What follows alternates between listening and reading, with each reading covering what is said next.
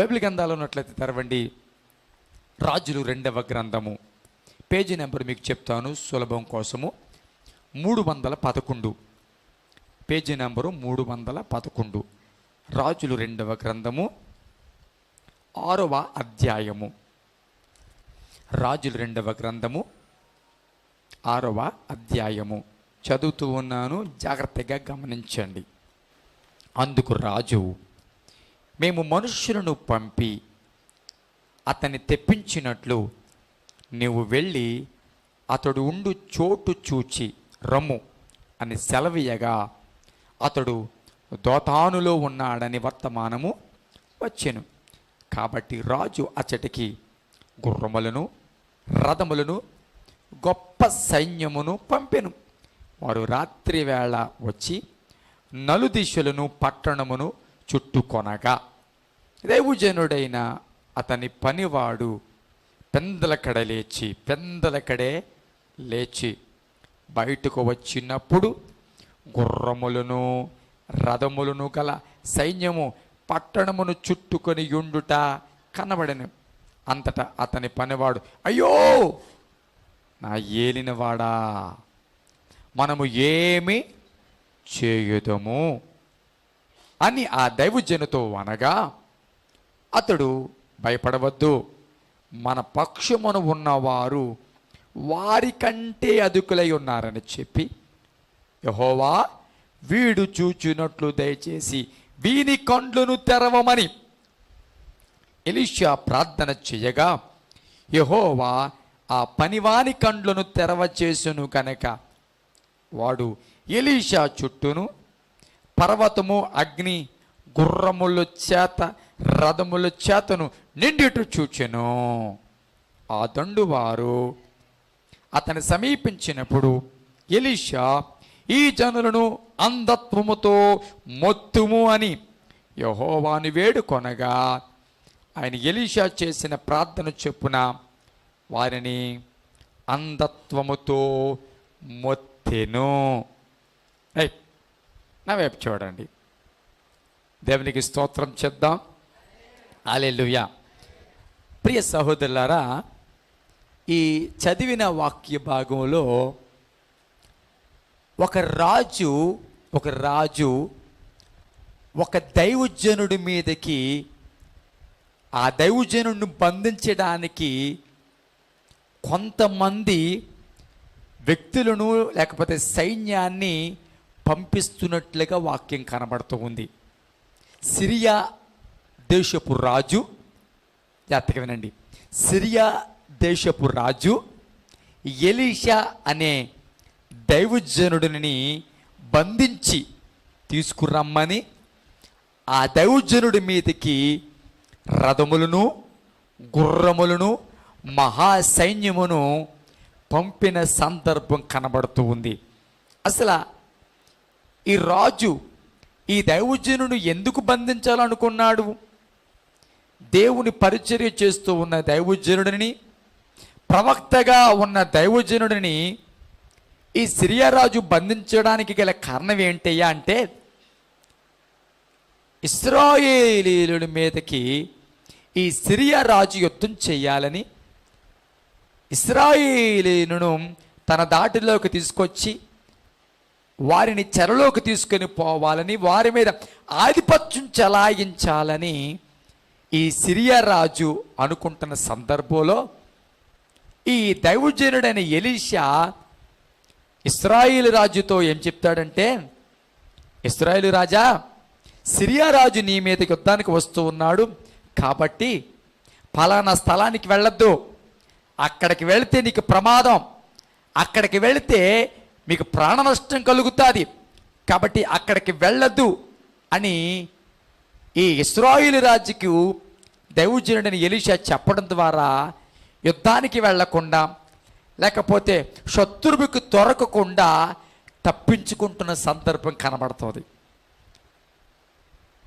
ఈ సిరియా రాజు ఇశ్రాయేలు మీదకి యుద్ధానికి వెళ్దాం అనుకోవడం, వాళ్ళు దొరకకపోవడం, మరలా వెళ్దాం అనుకోవడం, మరలా దొరకకపోవడం, ఈసారైనా పట్టుకోవాలి అని అనుకోవడం, మరలా వారు దొరకకపోవడం, ఇలాగూ మాటి మాటికి జరుగుతుందంట. సిరియా రాజు బయలుదేరుతున్న సందర్భము సిరియా సైన్యానికి, సిరియా రాజుకు తప్ప మరెవరికి తెలియదు. అలాంటి తెలియని విషయము ఎవరికి కనబడకుండా రహస్యంగా గూఢచారంగా ఉండవలసిన విషయము ఎవరు చెప్పకుండా కానీ ఇశ్రాయేలు రాజుకు తెలియడం, ఎవరో ఉప్పందించినట్లుగా, ఎవరు చెప్పినట్లుగా ఇశ్రాయేలు రాజు తప్పించుకోవడము జరుగుతుంది. ఏంట్రా, మనం ఎవరు చెప్పట్లేదు, దొంగ దెబ్బ తీయాలని మనం చూస్తూ ఉన్నాం. ఇశ్రాయేలుల మీదకి మనం వడిగా వెళ్ళి అతని సైన్యాన్ని చంపాలని మనం అనుకుంటే, మన యుద్ధానికి బయలుదేరుతున్న మన సంగతి వారికి ముందుగానే తెలిసిపోతుంది. వారు తప్పించబడుతూ ఉన్నారు. ఏంటి సంగతి?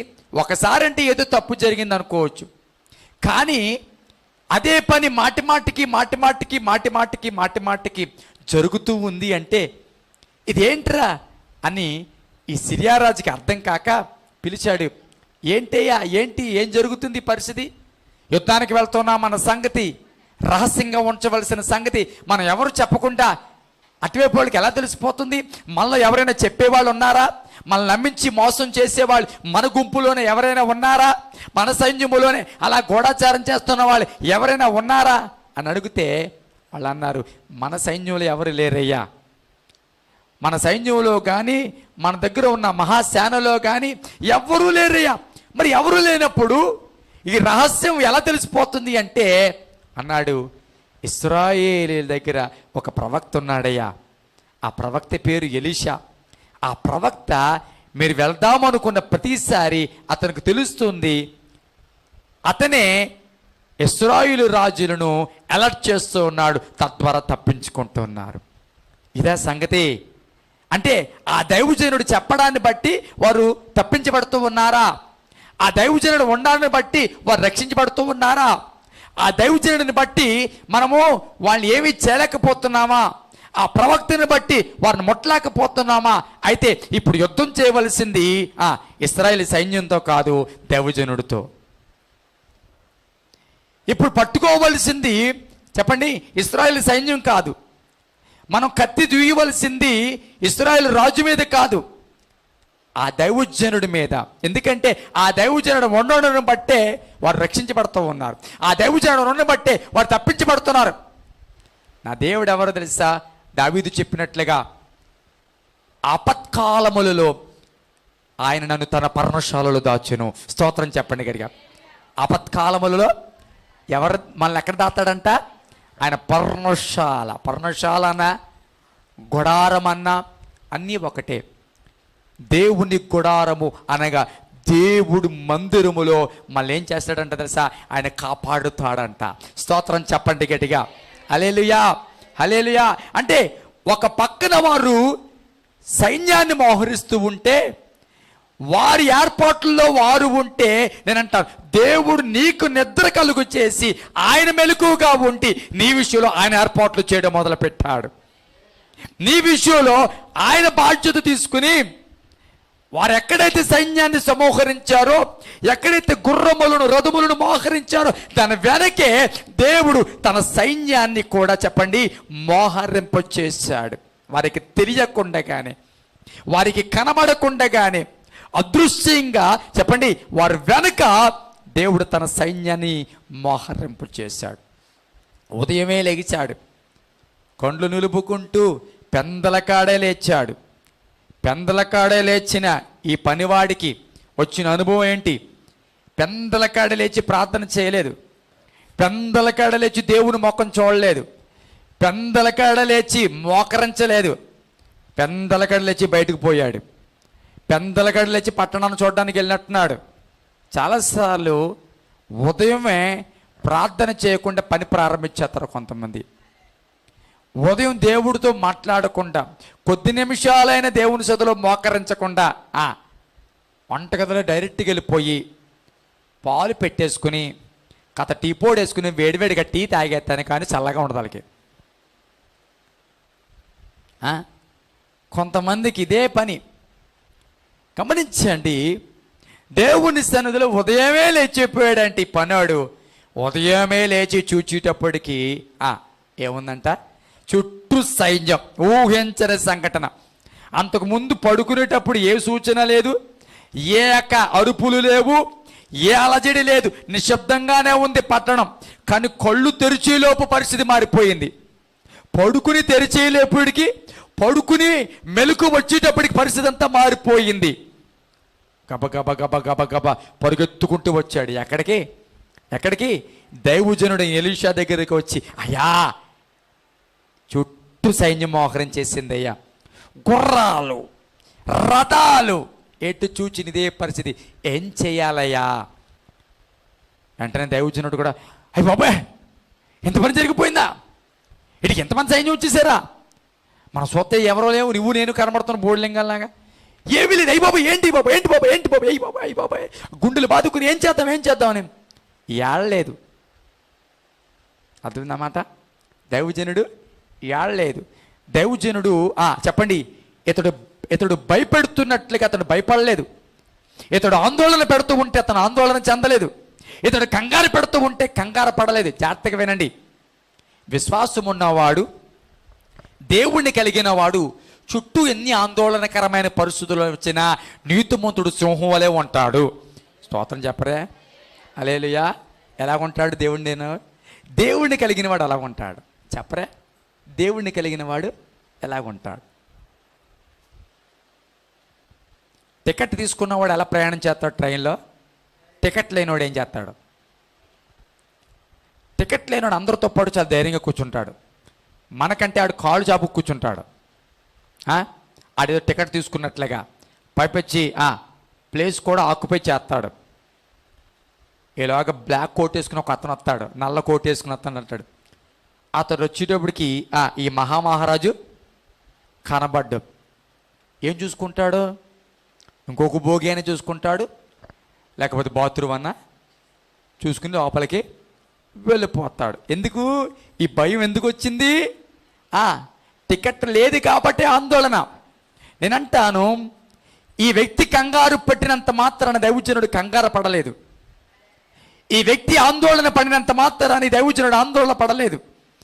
ఆ వ్యక్తికి ఆందోళన వచ్చింది, కానీ ఈ వ్యక్తిలో ధైర్యం ఉంది. నేను ఒక మాట చెప్తాను, ఎరగిన వారు ఆందోళన పడారంటే అర్థము దేవుణ్ణి ఎరిగిన నీవు ధైర్యంగా ఉండాలి. స్తోత్రం చెప్పరే, హల్లెలూయా.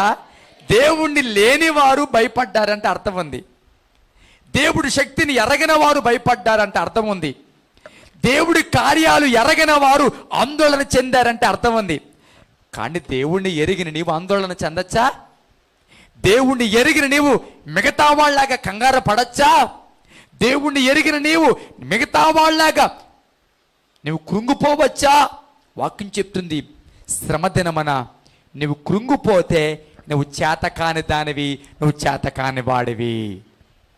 హల్లెలూయా. స్తోత్రం చెప్పండి గట్టిగా, హల్లెలూయా, హల్లెలూయా. కంగారు పడినంత మాత్రాన కంగారు పడకూడదు. కొన్ని పరిస్థితులు మళ్ళీ ఆందోళన తీసుకొస్తాయి. మన విశ్వాసంగా నిలబడదామన్నా కష్టమేమే అన్నట్టు అంటారు. కొన్నిసార్లు మనం ధైర్యంగా ఉందామన్నా బంధువులు వచ్చామంటారు, తెలుసా ఎంత అప్పంటే కష్టమే, ఒక్క రెక్క మీద కష్టమే, డాక్టర్ గారే చెప్పిన తర్వాత అక్క కొంచెం కష్టమే మరి. అందులోని ఇలాంటి రోగం అంటే కొంచెం కష్టమే. ఆ మధ్యకాలంలో మా పెన్నత్తయ్య గారు కొడుకు మనవడు ఈ రోగంతోనే పోయాడట. ఇలాంటివి వినపడతాయి లేదా? చెప్పరే, వినపడతాయి లేదా? మనమేమో ధైర్యంగా ఉందాం అనుకుంటాం, కానీ ఇలాంటి మాటలు వినబడుతూ ఉంటాయి. కావాలని వినిపింపు చేస్తాడు సాతాను కొన్నిసార్లు. కావాలని నువ్వు వద్దనుకున్న అలాంటి వాళ్ళు వస్తాను దగ్గరికి, నువ్వు వద్దనుకున్న అలాంటి మాటలు వినపడతాయి. ఉద్యోగంలో కోసం ఎదురు చూస్తూ ఉన్నాం, దేవుడు కార్యం చేస్తాడని ఎదురు చూస్తూ ఉన్నాం. ఇంతలో నీకు తెలుస్తుంది ఏంటో తెలుసా? ఉద్యోగాలు ఇవ్వడంట, లిస్టు పెట్టేశాడంట, ఆ లిస్టులో నీ పేరు లేదంట. ఇలాంటివి వినబడతాయి కొన్నిసార్లు మనలో ఆందోళన కలిగించే వినబడతాయి. మనము కంగారు పడి ఏదో ఒక నిర్ణయం, నేను ఒక మాట చెప్తాను, కొన్ని ఆందోళనతో కంగారు పడి తీసుకునే నిర్ణయాలు ఎంత బలమైనవి అంటే,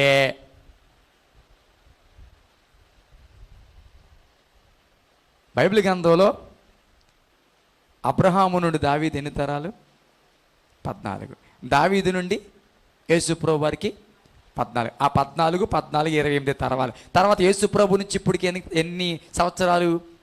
2021 సంవత్సరాలు. గమనించండి, అబ్రహాము చేసిన ఒక్క పొరపాటు పని ఈ 2023లో ప్రపంచ భవిష్యత్తును మార్చేసేలా కొట్టుకుంటున్నాయి. అర్థమవుతుంది మీకు? అంటే అబ్రహాముకు ఇస్సాకు పుట్టాడు, ఆగరుతో పోయినప్పుడు ఇష్మాయిల్ పుట్టాడు. ఇప్పుడు జరుగుతున్న యుద్ధం దేనికి చెప్పండి? ఇప్పుడు చెప్పండి, అబ్రహాముతో ఆగర చేయించిన తప్పు చిన్నదా పెద్దదా? అలా చూస్తారేటి? మామూలుది కాదు. స్తోత్రం చెప్పండి గడిగా. కాబట్టి దేవుని సన్నిధిలో కొన్నిసార్లు మనం ఆందోళన పడేలాగా ఉంటాయి పరిస్థితులు. ఆందోళన పడేటట్లుగా మాట్లాడతారు, ఆందోళన పడేటట్లుగా అవిశ్వాసం కలిగేటట్టుగా కొన్ని మాటలు వినపడతాయి. కానీ ఒక మాట చెప్తాను, గమనించండి. పనివాడు ఎంత ఆందోళన పెట్టినా దైవజనుడు ఆందోళన పడలేదు, దైవజనుడు కూడా కంగారు పడలేదు. కాస్త బీపీ షుగర్ ఉన్నవాడైతే వెనక్కి దెబ్బని పడిపోతాడు. ఎంతమందికి వచ్చారో ఒక్కడి మీదకి అని అక్కడ ప్రాణం వాళ్ళు చంపక్కలేదు. హల్లెలూయా. కానీ భయపడలేదు. స్తోత్రం చెప్పండి గట్టిగా. హల్లెలూయా.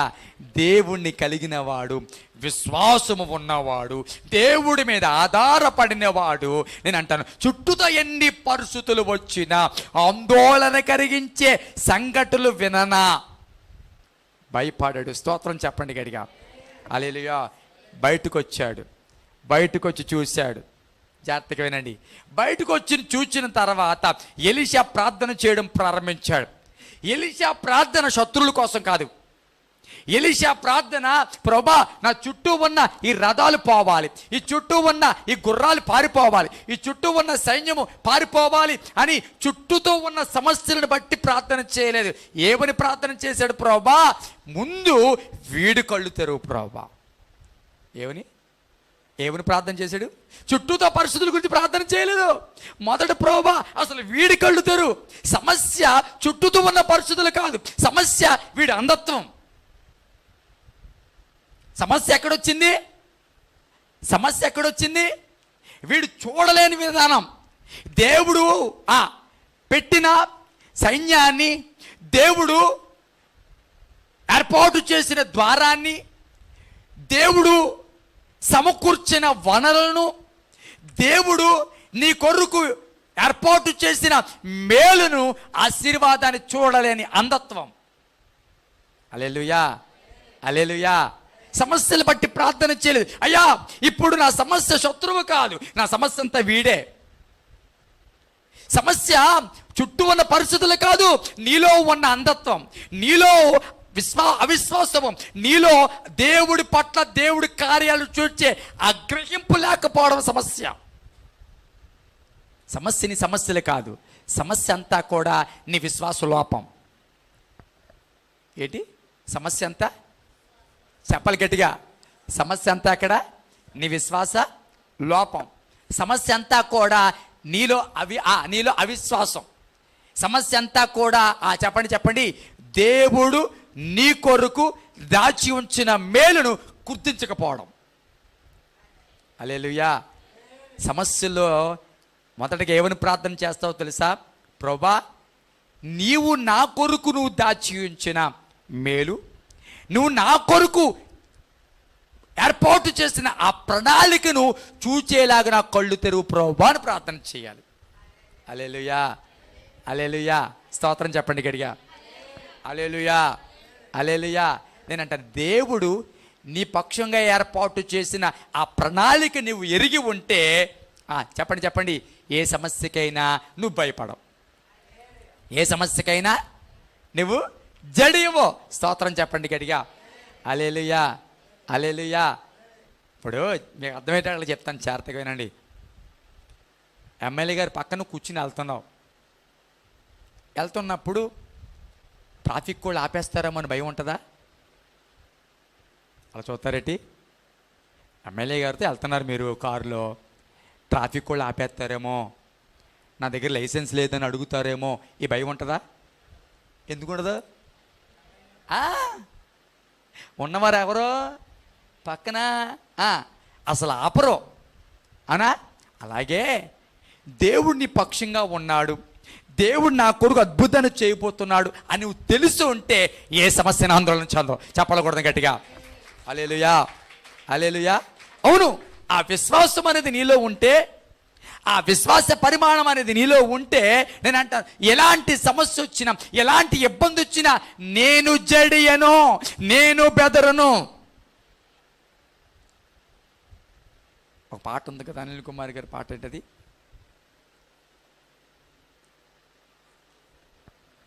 స్తోత్రం చెప్పండి గట్టిగా. హల్లెలూయా, హల్లెలూయా. ఏదొచ్చినా నేను భయపడను, ఏదొచ్చినా నేను చెప్పండి జడియను. హల్లెలూయా. ఈ ప్రతిమకు మోకరంతారా, ఈ ప్రతిమకు నమస్కరింతారా, ఆ మంటల్లో తోసేవా అని అడిగారు రాజుగారు. బాబు మమ్మల్ని ఏమి మంటల్లో తోసేయకొద్దండి, ఈ ప్రతిమకు నమస్కరించేస్తాం, ఈ ప్రతిమ మోకరంతాం అన్నారా? అనలేదు. ఎందుకనలే తెలుసా? అందులోకి మేము పడవేసిబడిన మా దేవుడు రక్షించడానికి సమర్థుడు, ఆ రక్షించడానికి సమర్థుడు అనుకున్నారు. కాబట్టి నేను అంటాను, ఆ యొక్క మంట చిన్నదిగా కనబడింది, దానికంటే ఈ యొక్క మోకరించి నమస్కరించడమే పెద్ద పాపంగా, పెద్ద సమస్యగా కనబడింది. దేవుని సన్నిధిలో ఎవరి గురించి ప్రార్థన చేశాడు? మొదట చుట్టూ ఉన్న శత్రువుల గురించి ప్రార్థన చేయలేదు. వాడి దగ్గర ఉన్న చెప్పండి పనివాడు కొండ్లు తెరవు ప్రభువా, ఈ పనివాడు చూచేటట్లుగా తెరవు ప్రభువా. ఈ వాక్యం విని ప్రియబిడ్డలారా, చాలామంది ఎలీషా దగ్గరే ఉన్నారు కానీ చెప్పండి చెప్పండి అంధత్వంలో ఉన్నారు. ఎలాగున్నారు? ఎలా ఉన్నారు? ఎలీషా లాంటి భక్తుడి దగ్గర, ఎలీషా లాంటి దైవజనుడి దగ్గర ఉన్నారు కానీ చెప్పండి ఎలాగున్నారు తెలుసా? అంధత్వంలో, చూడలేని వారిగా, గుడ్డివారిగా ఉన్నారు. హాగరు ఏడుస్తూ ఉంది, హాగరు ఏడుస్తూ ఉంది, కన్నీరు కారుతూ ఉంది. కొడుకుమో ఏడ్చి ఏడ్చి చచ్చిపోతాడేమో అని అనుకున్న పరిస్థితులలో చెప్పండి దేవదూత వచ్చింది, ఆగర్ని ఏడద్దంది. ఏం చేసింది తెలుసా? ఆగర్ని ఏం చేయలేదు, ఆగర్ యొక్క కళ్ళు తెరిచేలా చేసింది.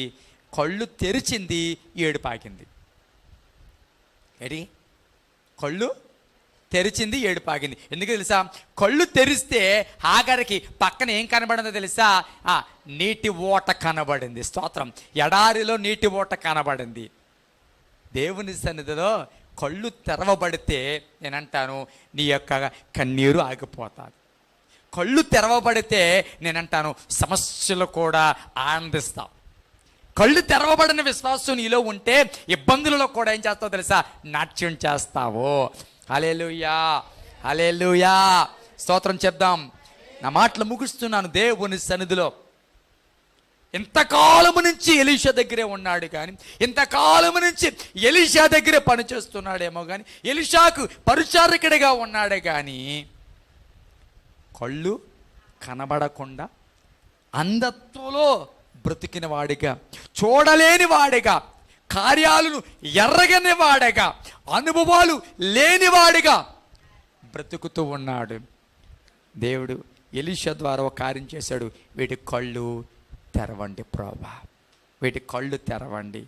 వాస్తవాన్ని గుర్తించడానికి ఇతని కొరకు నువ్వు ఏర్పాటు చేసిన మేలును, మా కొరకు నువ్వు ఏర్పాటు చేసిన సైన్యము, మా కొరకు నువ్వు తెరిచిన ద్వారాలు, మా కొరకు అయ్యా నీ ప్రణాళిక, మా కొరకు అయ్యా నువ్వు కార్చిన రక్తము, అయ్యా మా స్వస్థత కొరకు నువ్వు తిన్న దెబ్బలు ఎంత గొప్పవో అయ్యా తెలుసుకోగలిగేటట్లుగా కళ్ళు తెరవండి అయ్యా. ఎప్పుడైతే కళ్ళు తెరవబడ్డాయో ఇప్పుడు ఎలీషా ఏదైతే చూడగలుగుతున్నాడో వీడు అది చూడగలిగాడు. స్తోత్రం చెప్పండి. ఎలీషా ఏదైతే చూస్తూ ఉన్నాడో ఇప్పుడు పనివాడు కూడా అదే చూస్తూ ఉన్నాడు. నేను ఒక మాట చెప్తాను చివరిగా. నీవు ఊహించని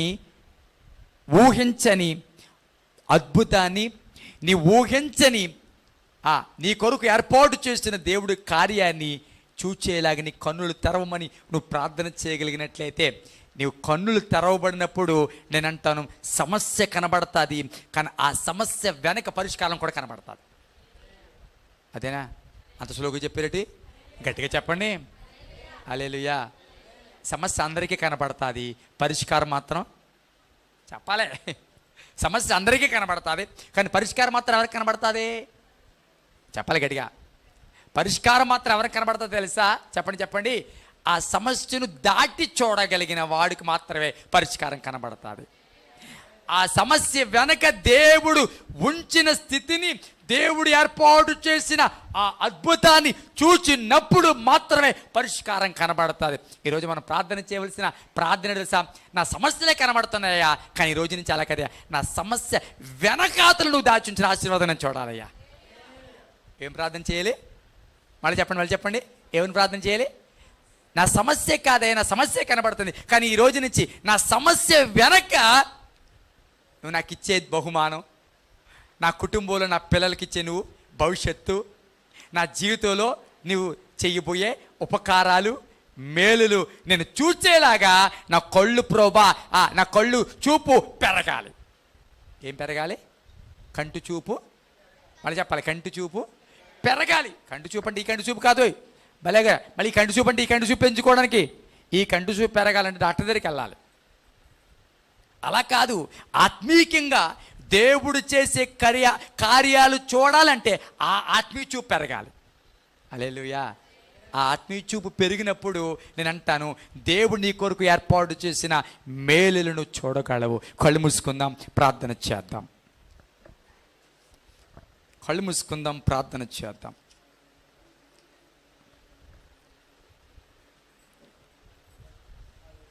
ప్రతి ఒక్కరూ ప్రార్థన చేద్దాం. ప్రభువా,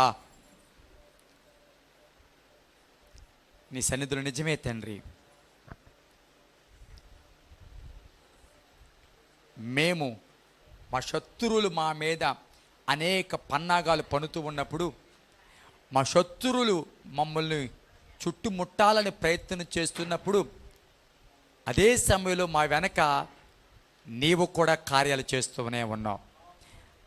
ఆ శత్రువు కుయుక్తి వెనక నీవు కూడా అద్భుతమైన ప్రణాళికను రచిస్తూ ఉన్నావు.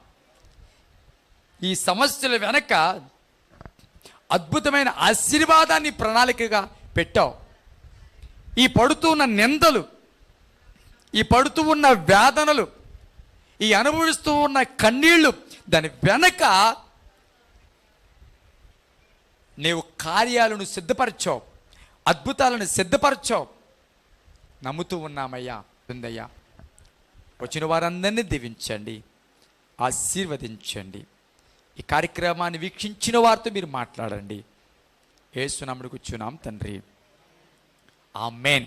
పరమ తండ్రి అయిన దేవుని ప్రేమ, కుమారుని యేసుక్రీస్తు కృప, పరిశుద్ధాత్మిక అన్యోన్య సహవాసం అనేది మనకును ఆయన ప్రేమిస్తున్న వారికి, ఆయన రాకడు సిద్ధపడుతున్న వారికి ఇప్పుడు ఎల్లప్పుడూ సదా తోడి ఉండి నడిపించును కాక. ఆమేన్.